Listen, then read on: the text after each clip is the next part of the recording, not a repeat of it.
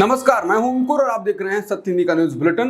एक नजर अब तक की सुर्खियों पर। मध्य प्रदेश में सेना के 2 जवानों के साथ हिंसा और उनकी महिला साथी के साथ दुष्कर्म किया गया।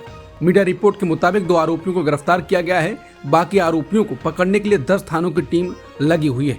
इंदौर ग्रामीण एसपी हितिका वासल ने बताया कि बुधवार को पुलिस को सूचना मिली थी कि देर रात 4 लोग आर्मी फायरिंग रेंज में आए थे। यहाँ बदमाशों ने 2 लोगों की पिटाई की। बाकी 2 लोगों से 10 लाख रुपए लाने को कहा गया। शिकायतकर्ता ने बताया कि उनकी महिला मित्र को एक कोने में ले जाया गया और फिर उसने उसकी चीखें सुनी। शिकायतकर्ता को संदेह है कि उसके साथ कुछ अनहोनी हुई होगी।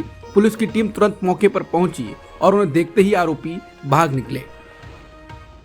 मध्य प्रदेश में सेना के 2 जवानों के साथ हिंसा और उनकी महिला साथी के साथ दुष्कर्म मामले में कांग्रेस के सांसद और विपक्ष के नेता राहुल गांधी ने बीजेपी सरकार पर हमला बोला। राहुल गांधी ने कहा कि मध्य प्रदेश में सेना के 2 जवानों के साथ हिंसा और उनकी महिला साथी के साथ दुष्कर्म पूरे समाज को शर्मसार करने के लिए काफी है। राहुल गांधी ने आगे कहा कि भाजपा शासित राज्यों की कानून व्यवस्था लगभग अस्तित्वहीन है और महिलाओं के खिलाफ दिन प्रतिदिन बढ़ते अपराधों पर भाजपा सरकार का नकारात्मक रवैया अत्यंत चिंताजनक है। अपराधियों की निर्भीकता प्रशासन की पूर्ण नाकामी का परिणाम है और इस कारण देश में पनपता असुरक्षित वातावरण भारत की बेटियों की स्वतंत्रता, उनकी आकांक्षाओं पर बंदिश है। समाज और सरकार दोनों शर्मिंदा हों और गंभीरता से विचार करें। देश की आधी आबादी की रक्षा की जिम्मेदारी से कब तक आंख चुराएंगे। कांग्रेस ने कहा कि अब जहां सैनिक ही सुरक्षित नहीं, वहां कौन सुरक्षित हो सकता है।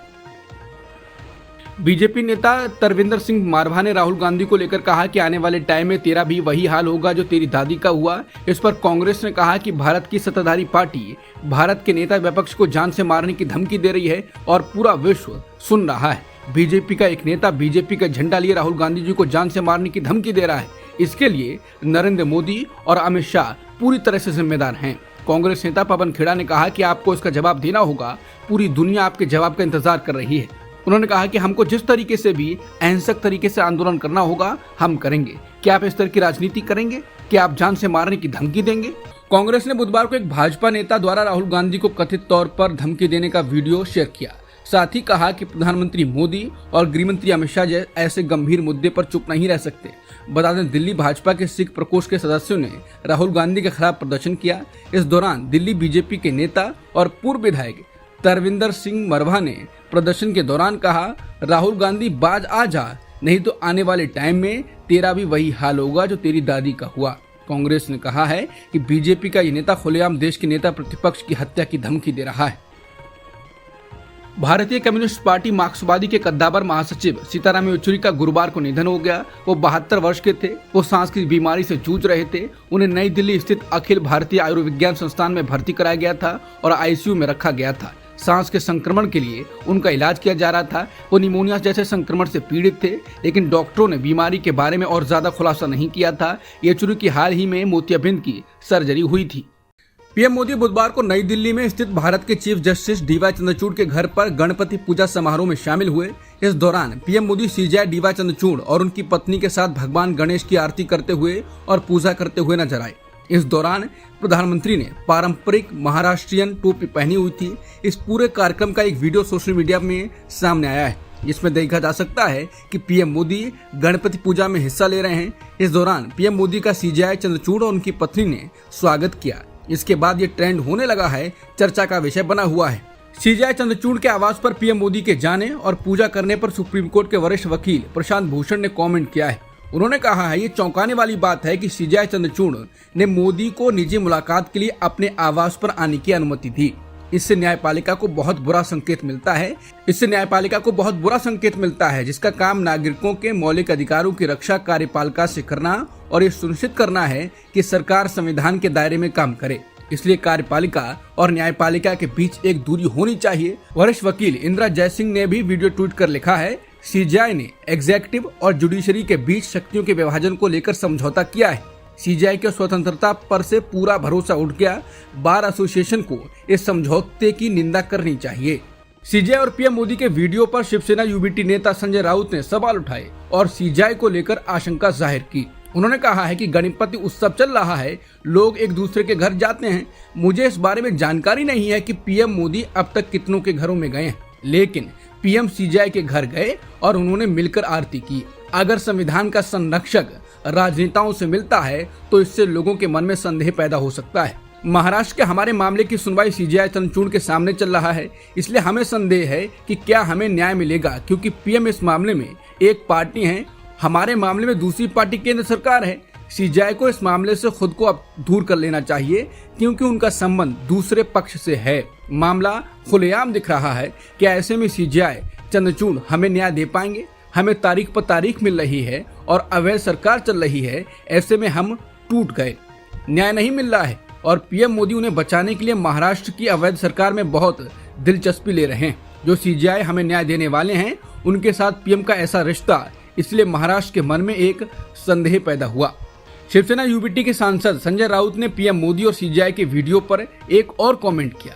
उन्होंने लिखा है कि संविधान के घर को आग लगी घर के चिराग से, ईवीएम को क्लीन चिट। महाराष्ट्र में चल रही संविधान विरोधी सरकार की सुनवाई पर 3 साल से तारीख पे तारीख। पश्चिम बंगाल बलात्कार मामले में सो मोटो हस्तक्षेप, लेकिन महाराष्ट्र रेप कांड का जिक्र नहीं। दिल्ली मुख्यमंत्री केजरीवाल के बेल पर तारीख पे तारीख। ये सब क्यों हो रहा है? क्रोनोलॉजी समझिए। सीजीआई चंद्रचूड़ और पीएम मोदी के मिलने पर वरिष्ठ पत्रकारों की भी टिप्पणी आ रही है। पत्रकार आरफा खानम शेरवानी ने कहा है कि इंसाफ जालिमों की हिमायत में जाएगा, ये हाल है तो कौन अदालत में जाएगा। वरिष्ठ पत्रकार प्रशांत टंडन ने भी राहत इंदौरी का शेर कहा है और लिखा है कि अंदर का जहर चूम लिया, धुल के आ गए। कितने शरीफ लोग थे, सब खुल के आ गए। वरिष्ठ पत्रकार मुकेश कुमार ने ट्वीट कर कहा है कि कोई बता सकता है कि रिटायरमेंट के पहले चंद्रचूड़ को कौन कौन से महत्वपूर्ण फैसले सुनाने हैं। बस इसलिए पूछ रहा हूं कि वो फैसले न्याय के इतिहास में मील के पत्थर बन सकते हैं। कांग्रेस ने राहुल गांधी का अमेरिका में बोला गया एक वीडियो ट्वीट किया है, जिसमें राहुल कह रहे हैं कि कल किसी ने मेरे बयान को गलत तरीके से पेश किया कि मैं आरक्षण के खिलाफ हूँ, लेकिन मैं साफ कर दूं, मैं आरक्षण के खिलाफ नहीं हूँ। हम आरक्षण को 50% की सीमा से आगे लेकर जाएंगे।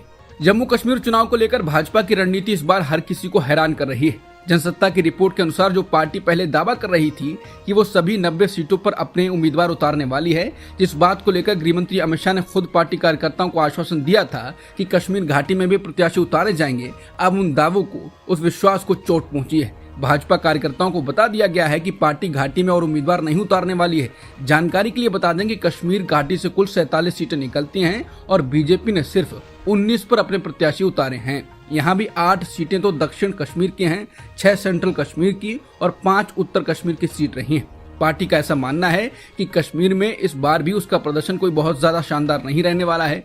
वो अपने दम पर घाटी में ज्यादा सीटें जीतती हुई नहीं दिख रही है। इस वजह से पार्टी की रणनीति ये है कि वो निर्दलीय उम्मीदवारों पर अपना दांव चलेगी। इस बारे में अनंतनाग से भाजपा प्रत्याशी राफिक वानी ने तो खुलकर कह दिया है कि चाहे इंजीनियर रशीद हो, चाहे सज्जाद लोन हो, चाहे अल्ताफ बुखारी हो, वो सभी उनके अपने हैं। कई निर्दलीय प्रत्याशी भी पार्टी के लिए ही फायदा पहुंचाने का काम करने वाले हैं। बीजेपी की रणनीति है कि वो जम्मू की सभी 35 सीटों पर जीत दर्ज करेगी, वही घाटी में अपने साथी पार्टियों और निर्दलियों पर भरोसा जताएगी। आम आदमी पार्टी ने हरियाणा विधानसभा चुनाव के लिए उम्मीदवारों की छठी सूची जारी कर दी है। छठी सूची में पार्टी ने 19 सीटों के लिए प्रत्याशियों की घोषणा की है। आपने मंगलवार को चौथी और बुधवार को 5वीं सूची जारी की थी। आयुष्मान भारत का लाभ अब 70 वर्ष से अधिक आयु के सभी लोगों को मिलेगा। केंद्रीय मंत्रिमंडल ने बुधवार को आयुष्मान भारत प्रधानमंत्री जन आरोग्य योजना के तहत 70 वर्ष या उससे अधिक आयु के सभी लोगों तक स्वास्थ्य कवरेज देने को मंजूरी दे दी। इसका लाभ अब बिना अमीरी गरीबी देखे सबको मिलेगा, चाहे उनकी आय कुछ भी हो। रूस को ईरानी मिसाइल मिलने की रिपोर्ट पर ब्रिटेन ने कहा है कि इसने यूक्रेन को लंबी दूरी की मिसाइल दिए जाने की बहस को नया मोड़ दे दिया है। यूक्रेन के दौरे पर पहुंचे ब्रिटेन के विदेश सचिव डेविड लेमी ने बीबीसी से कहा, रूस के अंदर तक मार करने वाली लंबी दूरी की मिसाइलों को दिए जाने की बहस अब बदल गई है। बता दें, लंदन में वार्ता के बाद लेमी और अमेरिकी विदेश सचिव एंटनी ब्लिंकन यूक्रेन की राजधानी कीव पहुंचे और लेमी ने कीव को 60 करोड़ पाउंड की मदद देने का ऐलान किया। वहां उन्होंने राष्ट्रपति व्लादिमीर जेलेंस्की से मुलाकात की। जेलेंस्की अपने सहयोगियों से लंबी दूरी की मिसाइल की आपूर्ति और इस्तेमाल किए जाने की इजाजत दिए जाने की लगातार मांग कर रहे हैं। अमेरिका और ब्रिटेन ने रूस के अंदर तक मार करने वाली लंबी दूरी की मिसाइलों के इस्तेमाल की अभी तक इजाजत नहीं दी है, क्योंकि जंग और भड़कने का खतरा है। चीन में खेली जा रही है हॉकी एशियन चैंपियंस ट्रॉफी में भारत ने कोरिया को 3-1 से हराकर सेमीफाइनल में जगह पक्की कर ली है। भारत और कोरिया के बीच खेले गए इस मैच में भारत की तरफ से पहला गोल अरिजीत सिंह ने किया उसके बाद हरमनप्रीत सिंह ने पेनल्टी कॉर्नर में एक और गोल दाग दिया। भारत की ओर से तीसरा गोल भी हरमनप्रीत सिंह ने 43वें मिनट में दागा। कोरिया के खिलाफ भारत की जीत इस एशियाई चैंपियंस ट्रॉफी में लगातार चौथी जीत है। भारत का अगला मुकाबला पाकिस्तान के साथ होगा। अब तक की सुर्खियों में इतना ही। बाकी खबरों के लिए बने रहिए सत्यहिंदी.com के साथ।